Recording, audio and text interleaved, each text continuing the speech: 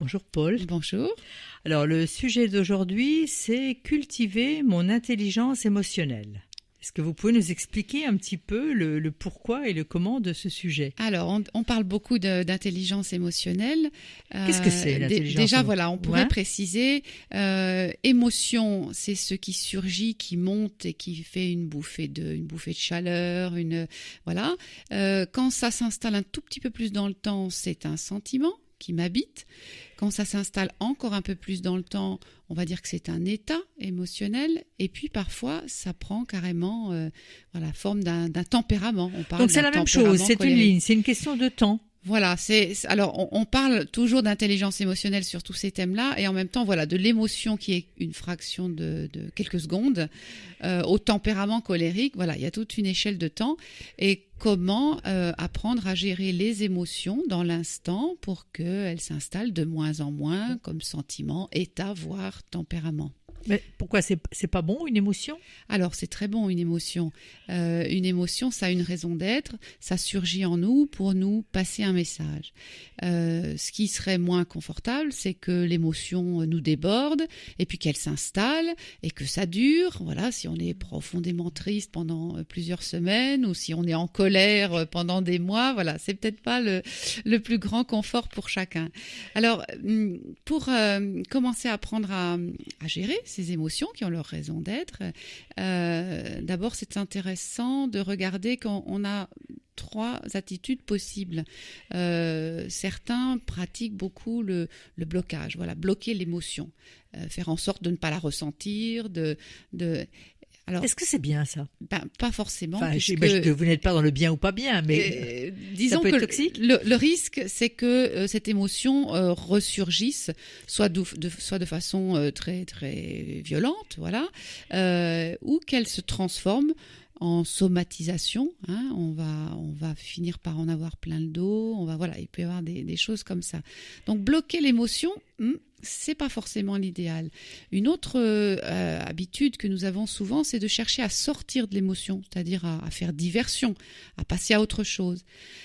Oui, c'est intéressant de savoir le faire à condition qu'on ait quand même pris en compte cette émotion qui, encore une fois, était là pour nous passer un message. Et puis sinon, elle va revenir. Voilà, on aura réussi à faire diversion et puis 2 heures après, quand on va se retrouver seul, la tristesse va réapparaître. Voilà.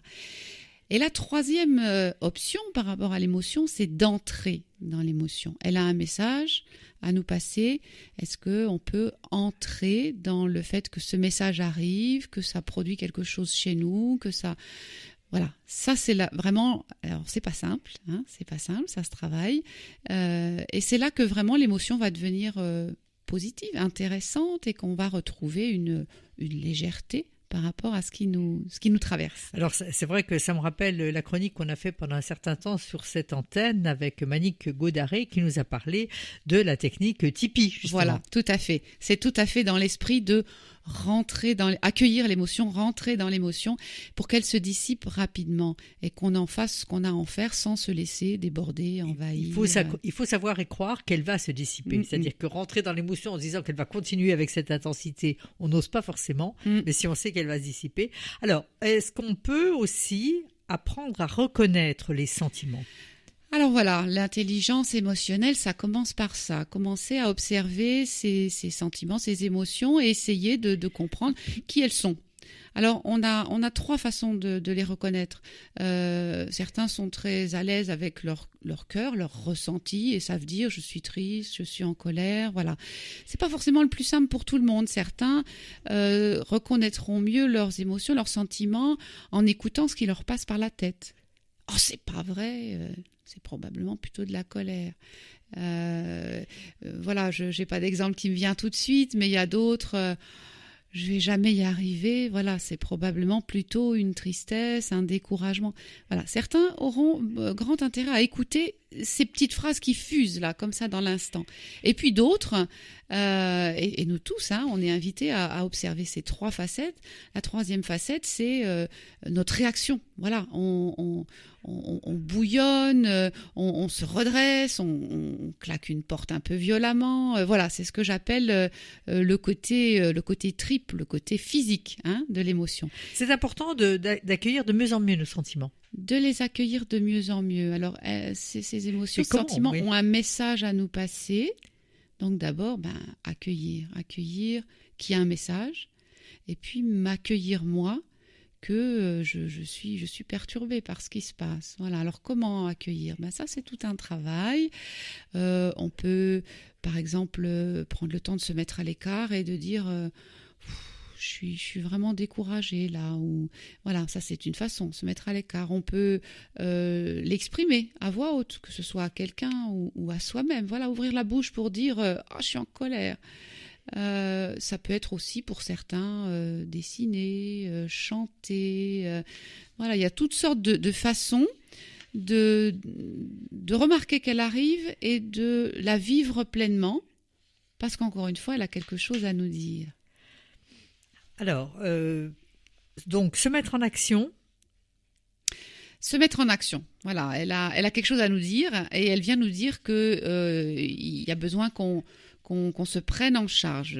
Si on est triste, c'est que peut-être on a besoin de se reposer, de trouver du réconfort d'une façon ou d'une autre. Si on est en colère, c'est que peut-être quelque part on n'est pas respecté. Il y a quelque chose à faire pour remettre en place plus de respect pour moi, pour mes valeurs. Voilà. Donc, passer à l'action, oui, parce qu'il suffit pas de l'entendre, cette émotion, ce sentiment. Qu'est-ce que je fais ? Alors, qu'est-ce que je fais concrètement ? Et puis, qu'est-ce que je fais peut-être symboliquement ? Déjà taper du pied pour dire je suis en colère et il faut que je m'en occupe, c'est déjà quelque chose, c'est déjà passer à l'action. D'une manière générale, c'est passionnant de cultiver son intelligence émotionnelle. C'est jamais fini. Et c'est passionnant de découvrir, par exemple, que quelque chose qui nous est toujours réagir de la même façon, une fois qu'on a appris à le reconnaître, une fois qu'on a appris à l'accueillir, eh bien peut-être que ça ne se produit plus. C'est passionnant et ça vaut la peine de cultiver son intelligence émotionnelle. Merci beaucoup pour cette chronique, Paul Thérault. À bientôt. À bientôt.